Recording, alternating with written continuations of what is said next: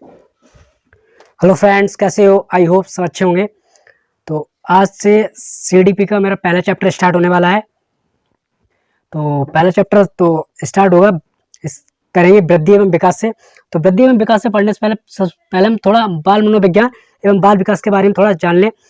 अगर देखा जाए तो बाल मनोविज्ञान के अंतर्गत बाल छोटे छोटे जितने भी बालक होते हैं उनके सभी के व्यवहारों का अध्ययन किया जाता है। छोटे जितने भी बालक होते हैं बाल मनोविज्ञान के अंतर्गत। अगर बाल मनोविज्ञान और बाल विकास को देखा जाए तो बाल विकास नाम कैसे पड़ा? तो जैसे ही मतलब बाल मनोविज्ञान के अंतर्गत सभी छोटे छोटे बालकों का अध्ययन किया जाता है, उनके व्यवहार का अध्ययन किया जाता है। लेकिन बाल विकास नाम जब इसका क्षेत्र विस्तृत होता गया, गर्भावस्था से लेकर किशोरावस्था यानी परिपक्व अवस्था तक इसका जो रूप था वो विस्तृत हो गया। इसका जब अध्ययन था विस्तृत हो गया, तो तब इसका नाम बाल विकास पड़ा है। वही बात करें अगर हम, तो बाल मनोविज्ञान के अंतर्गत गर्भावस्था से लेकर किशोरावस्था तक सभी बालकों के मन एवं व्यवहार का अध्ययन किया जाता है। तो उसे हम बाल मनोविज्ञान कहते हैं। अगर हम बात करें बाल मनोविज्ञान को सर्वप्रथम परिभाषित किसने किया था, तो बाल मनोविज्ञान को सर्वप्रथम परिभाषित अगर किसी किया था तो बर्क जो महोदय हैं, जो अमेरिका के रहने वाले हैं, इन्होंने बाल मनोविज्ञान को परिभाषित किया था।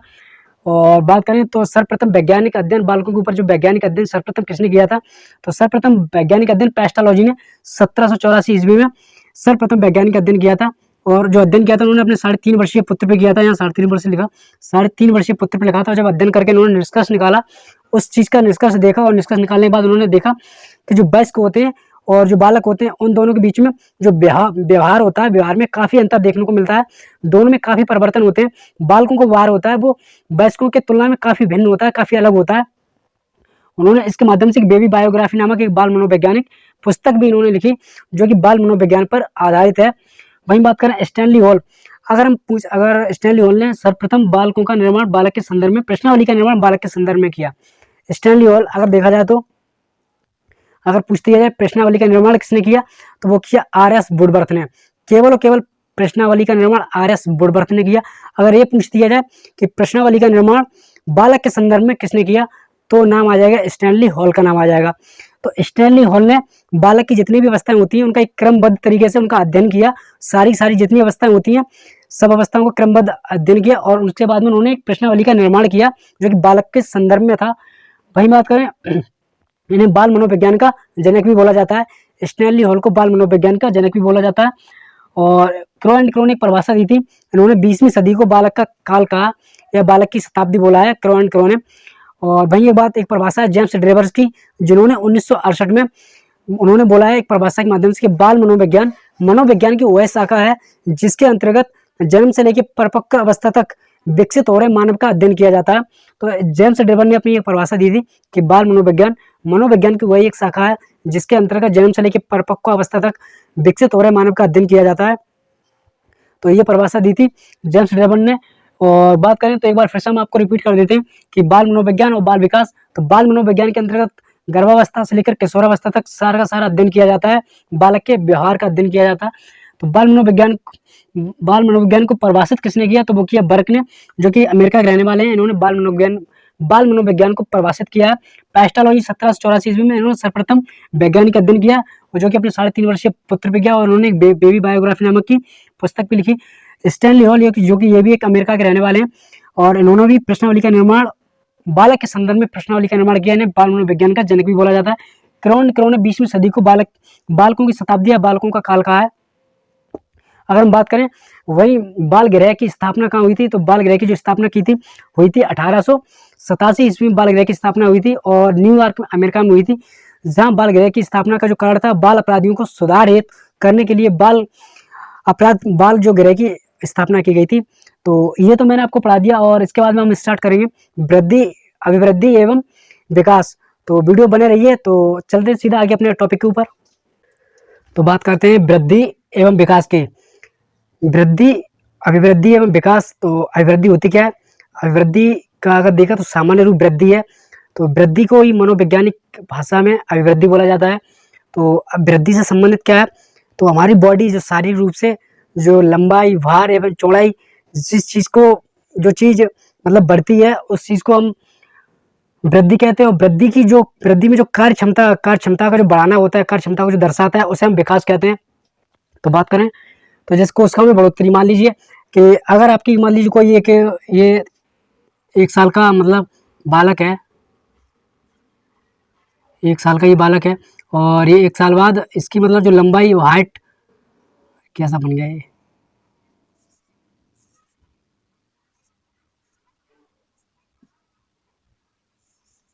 इसकी लंबाई और हाइट इस तरीके से बढ़ गई, कोशिकाओं में वृद्धि हो गई है।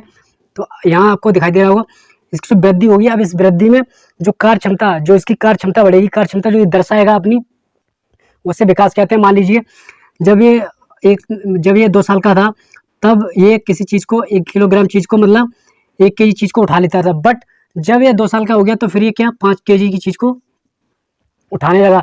तो ये 5 केजी की चीज़ को जो उठाने लगा, यही इसकी कार्य क्षमता हो गई है, और यही इसका क्या है, विकास है।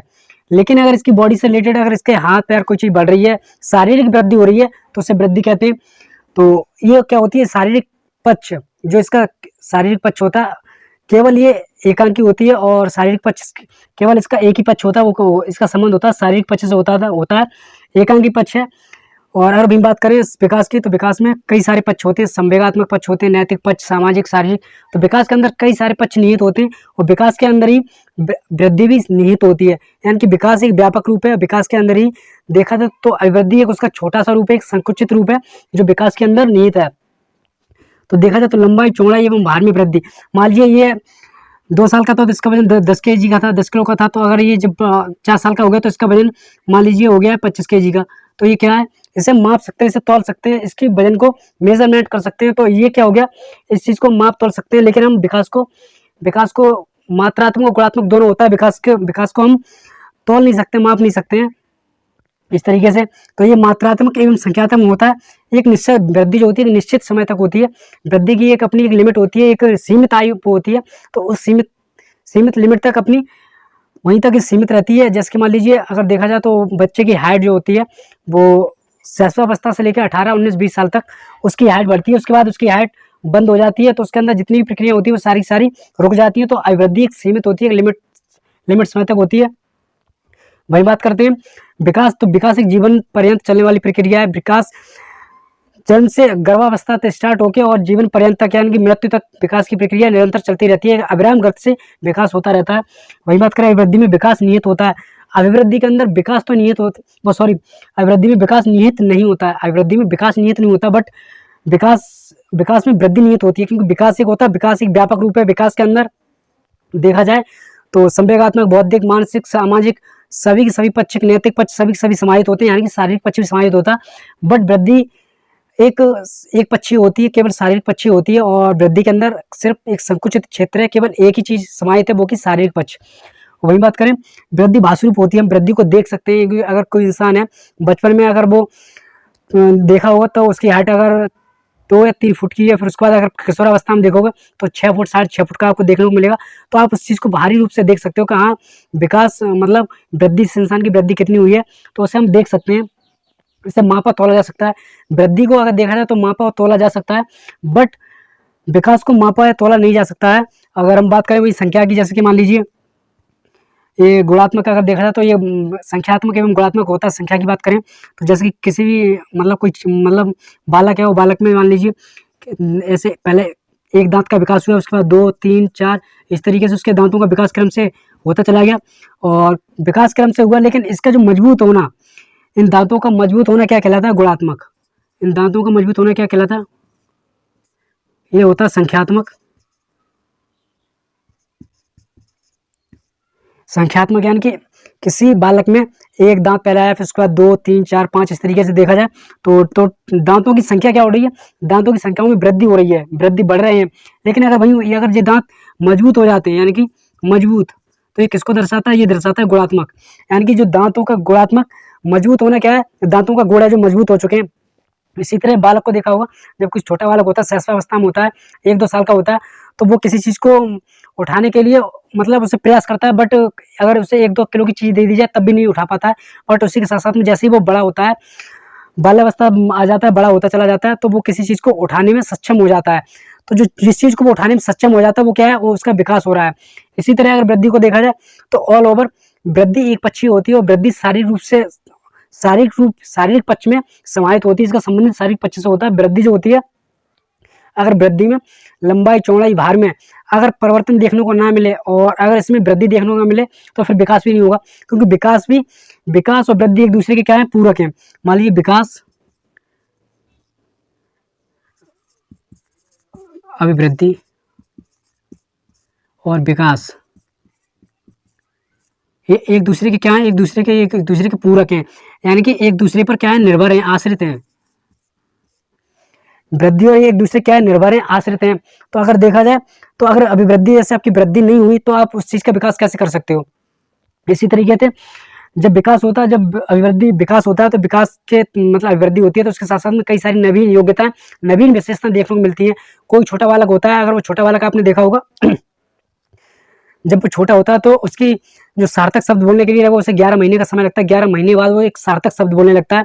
तो जब जैसे जैसे वो बड़ा होता है तो उसके पास शब्दों का काफी सारा भंडार होने लगता है। किसी भी वाक्य को वो एक साथ में बोल सकता है।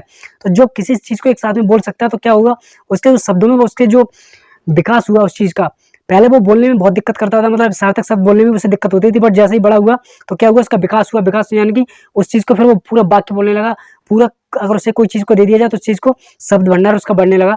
तो इसी तरीके से विकास और अभिवृद्धि और विकास में इस तरीके से अंतर देखने को मिलता है। लेकिन विकास और अभिवृद्धि होती है एक दूसरे के पूरक होते हैं, एक दूसरे के निर्भर होते हैं, एक दूसरे पर आश्रित होते हैं। तो इस तरीके से मैंने अभिवृद्धि और विकास को समझाया। कल मैं इसकी जितनी भी परिभाषाएं होंगी तो मैं सारी बताऊंगा। वीडियो आज मैंने छोटा सी बनाया है। अगर वीडियो पसंद आया तो कमेंट बॉक्स में जरूर बताना, अगर पसंद नहीं आया तो वो भी बताना। अगर किसी चीज़ में कोई मिस्टेक हुई तो उस चीज़ का भी जरूर बताना। वीडियो बनाने का मेरे मतलब यही था कि आज से मैं अपना CDP का जो पहला चैप्टर था मैंने स्टार्ट किया, थोड़ा कम समय में स्टार्ट किया। तो वीडियो छोटी सी है, लास्ट तक अगर देखा हो तो उसके लिए बहुत बहुत धन्यवाद।